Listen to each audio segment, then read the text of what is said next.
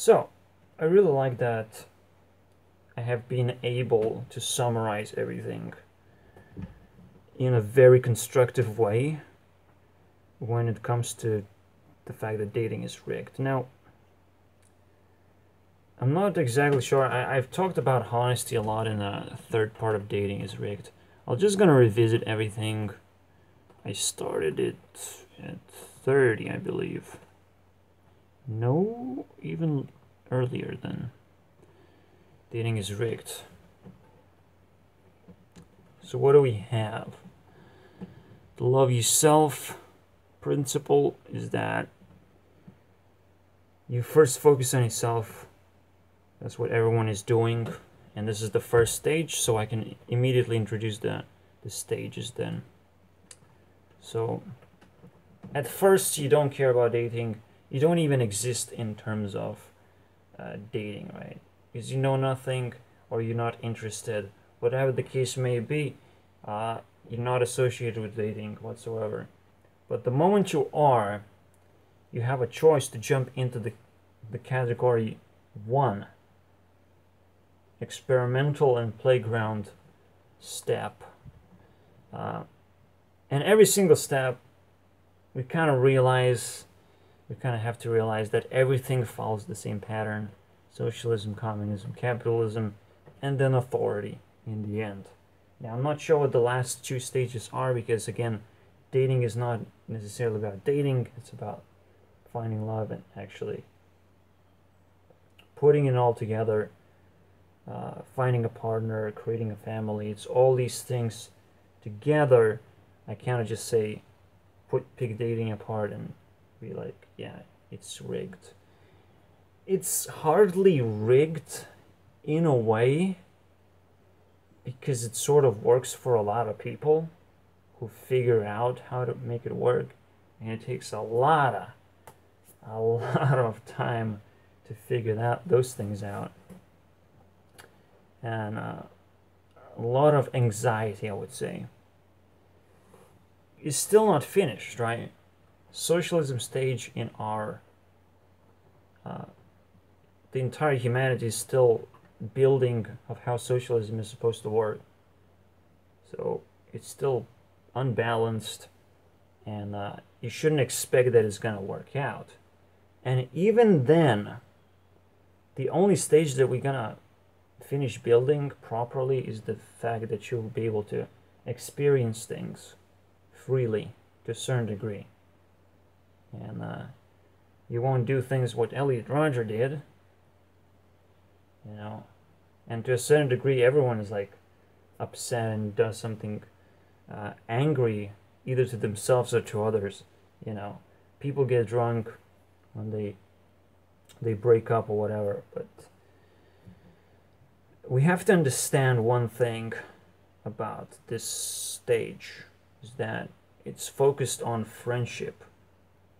And another weird thing that happens with friendship is that all friends go their own way. Everyone does.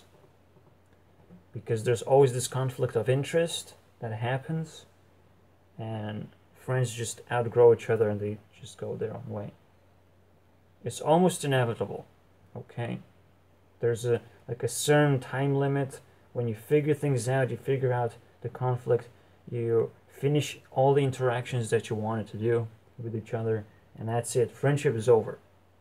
Whether it's a girl, whether it's a different sex or not, or gender, you know, it's still the same thing. You interact, you finish your interaction, you move on, because you still haven't laid down that you have the same interest, and you're gonna sort of combine powers together in order to go the same direction. You have the same direction for your entire life. Most people don't even have a life purpose, so it's obviously pretty difficult to actually find partnership, which is the second stage. And this is all you really need to know, that there are just 2 stages. There's obviously this third stage of building a family. I have no idea how this works. I don't care. So another interesting thing is that you can actually skip stages, and people often do that. or they just skip to the family. It's like, ah, it's bullshit. I've experienced enough of this stuff. But it's sort of a skipping, even when you jump into this, into the first stage or jump into the second stage, and you can always do that, right? Because even if you don't have a partner, you will be provided a partner. Someone is still waiting in line and searching for partners. It also can actually be interpreted as not just for dating, as not just different genders looking for partners. It could be many, many things, but again, we're focusing on that one thing. And I would say no homo in here, okay? Let's just be clear. No homo in here, please, at the moment. Because I really want to focus on that kind of natural aspect and what happens in those cases. And again, that special little shitty video of feminazis is coming on, but behind the name is actually just the biggest differences between men and women and what kind of strategies they would have. That's what I want to summarize. So you're provided a partner. You also most of the time going to be provided a friend or something. You jump in, you have to be prepared. Every single category means that they follow rules now. When you didn't care about dating, you didn't have to follow any rules. But now you care about dating. Now you have to, when you jump in, when you choose to associate with dating, all of a sudden you have to follow some kind of rules. And we sort of understand that, right? If we want a more mature partner or whatever, we want mature relationships, we just clean ourselves up, we clean our behavior, we gain better habits, whatever that may be. We sort of understand we need to do these things in order to get like more advanced stuff. We have to prove that we have worked. We need to prove that we have gained experience already, and we can skip through certain stages. Obviously, the first stage also splits into a multitude of things, and you can climb that first stage to a certain degree until, well, you choose to go to the next stage. And this is sort of where I'm waiting right now. I'm like, hey guys, anyone wants to be partners? Really? No, nobody? Because I'm gonna claim this place really hard. And when you come here, it's gonna hurt, okay? It's gonna really hurt because I'm prepared for this stage. I really care about partnership more than just experimental and lustful things that people do with each other, like whatever, right? I care about experience, and it's great that internet provides that to a certain degree, and it's actually even almost like more potent, but I still know that it could just be my mind playing tricks, right? Or maybe not. Maybe I'm totally right. Maybe I get more experience just for keeping my distance. Who knows? Sort of fucking weird. A lot of question marks in that one. Of what is the most efficient way to gain experience? I would say still if you create a low proximity environment where physical things actually happening, that's a lot more potent than just being an observer. I mean, seriously, let's be real about this, okay? So, but it's great. I'm not left out. I can still train to a certain degree, anyways. And move to the second stage, which is, again, you're provided a partner, and you're following a special rule that if you lose a partner, you get the fuck out of here, right? And you go back in having a random partner. See, you don't really lose completely. You just go back to the waiting line. You grab another random partner and you go back to, well, climbing the ladder again. It's again one of those competitive stages now, because you're constantly trying to swap partners in order to find better ones to be with. That's it. That's all you're doing. But it's quite competitive because You never know when you're gonna be thrown away, right?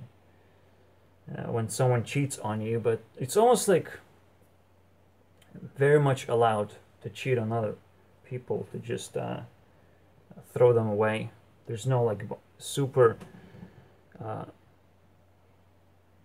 super tight bondage between two people, like whatever. You can do whatever you want. You want to cheat? Okay, you throw that person away. And most of the time, what's going to happen, two people are going to be thrown away, and they might actually want to take revenge on the people who have cheated on them. Like, there's some interesting things that might happen. So it's going to be interesting. Now, the overall image that you're supposed to get out of all of this is that the structure certainly doesn't exist, and it should be pretty appealing to actually have it structured a very specific way, where you know where's the pool of people waiting for you to just jump in, and you'll be able to start interacting with them, start making friends. They'll be curious of what you're doing. You can ask them what they're doing. You can figure things out. You can experiment with them, all kinds of things, right? All kinds of things happen in this experimental stage. And at the moment, I think it's just too dangerous. For me, it's too dangerous. It doesn't actually provide anything valuable. But I certainly appreciate everyone else doing it. I say it's too dangerous because there's just a lot of trauma. I already had enough trauma for myself. Like, holy shit. I came out of this experimental stage, let's call it, because almost all the experience that I had, like, I was forced to go into school. I was basically forced into this experimental stage because, well, you are interacting with people, you are making friends almost by force. So I try to minimize that as much as possible. I try to put some kind of control over that to make sure I don't get too traumatized, because I don't really have like that choice to just walk away from the classroom. It's just not really a choice. So you have to. It's really interesting. You have to really survive school environment. Because it's very experimental, that stupid environment.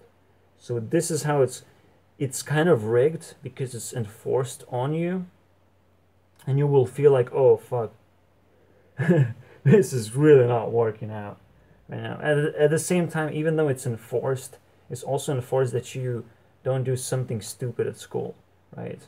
It's never about dating at school, but at the same time, it's everything about dating. Because you are forced to go into a social pool, and people either like or hate you. They will try to interact with you sometimes, like whatever. Weird things happen in those environments. And if you push forward and go into college, which I do not recommend, the moment you get out of school, you probably are mature enough, and we already have internet. If you want to puzzle pieces together, what just fucking happened, right? You probably already had enough things to blow your mind and clean and burden you from the past. So yeah, what else do we have? Yeah, it took me a very long time until I figured out that as I'm trying to make partners now, first of all, I have a lot of traumas. I might be shy in certain situations where I'm not supposed to be shy.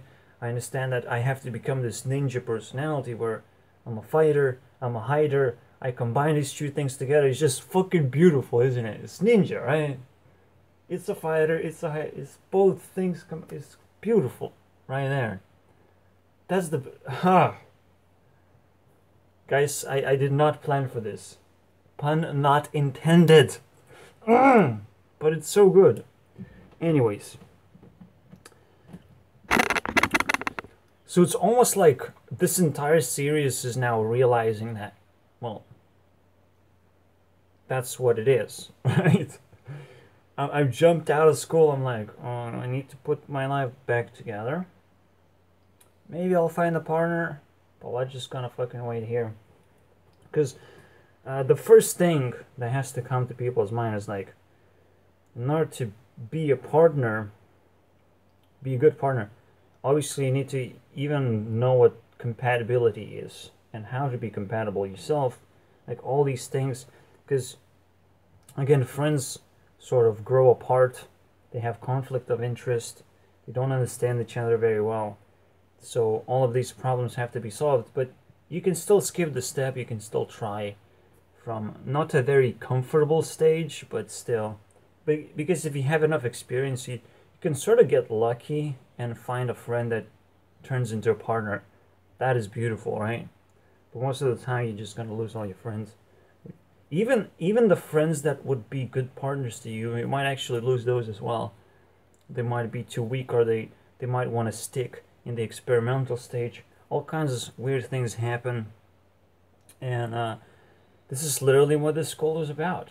This is the next stage of the school. Let's put it that way. I also find something very interesting when it comes to deal enforcement, because obviously everything has to be enforced to a certain degree.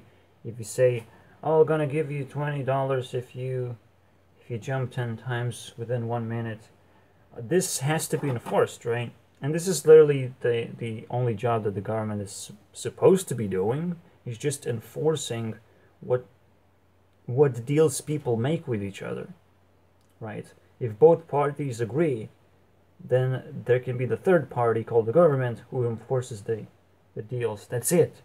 That's all that has to happen with the government. They don't have to rule over anything. There has to be no rulers. Anarchy, guys. I guess I'm enlightened. I understand that anarchy must come, and it will be the greatest thing when we just have a structure that sort of is independent.